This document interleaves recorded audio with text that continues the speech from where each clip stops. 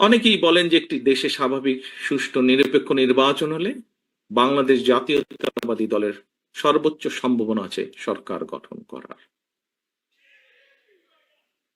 সহকর্মীবৃন্দ, আমি আপনাদের কাছে একটি প্রশ্ন রাখতে চাই।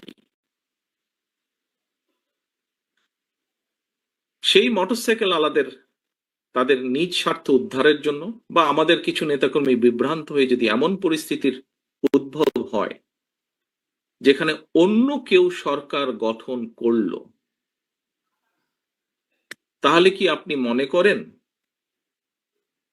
আপনি খুব ভালো থাকতে পারবেন? আপনি বলতে আমি, বাংলাদেশে যদি 1 কোটি বিএনপির নেতাকর্মী থাকে, সবকিছু মিলিয়ে আমি এই 1 কোটি মানুষকেই বলছি, আপনারা কি ভালো থাকতে পারবেন? কারা চলে আসবে, কি চলে আসবে আমরা জানি না। তবে আর যাই হোক, সেটা আপনাদের কারো জন্য ভালো হবে না, আমাদের কারো জন্য ভালো হবে না।